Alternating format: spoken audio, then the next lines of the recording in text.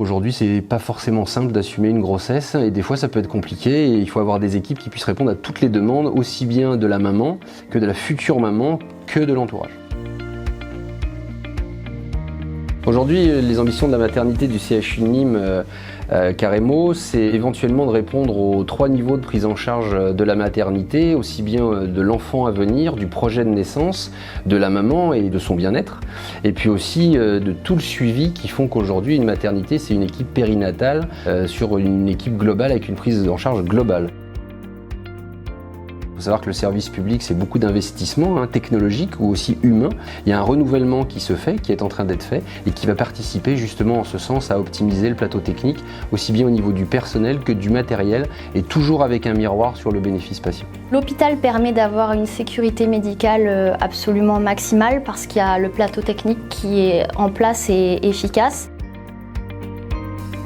Le cadre de travail fait la qualité de la prise en charge obstétricale. Un soignant détendu est plus à même d'entendre, d'écouter et d'accompagner une patiente qui va accoucher ou qui est enceinte. À ce moment-là, il a fallu aussi optimiser les conditions de travail. J'ai ma place et mes mots à dire dans les prises en charge des patientes et c'est quelque chose que j'apprécie ici au sein de l'hôpital. C'est agréable de voir qu'aussi nos attentes en tant que soignants et en tant que patiente, parce que j'ai accouché il n'y a pas longtemps, étaient pris en compte sur qu'est-ce qu'on a besoin dans une chambre d'hôpital quand on vient d'accoucher. Alors en fait, le projet médical se construit à travers des groupes de travail portés par les sages-femmes.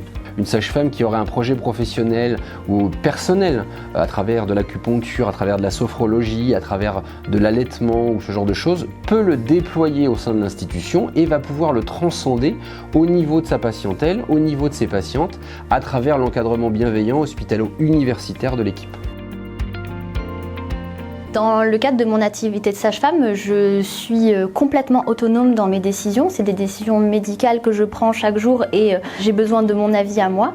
Mais à partir du moment où j'ai besoin d'un avis d'expert, qui soit d'un anténataliste, qui soit d'un échographiste, qui soit d'un gynécologue, parce qu'à un moment j'ai le doute sur le sein d'une patiente, j'ai possibilité d'avoir l'avis des médecins référents et experts dans chaque domaine très facilement. Donc ça allie à la fois le côté pleine autonomie et avis d'expérience quand j'en ai besoin.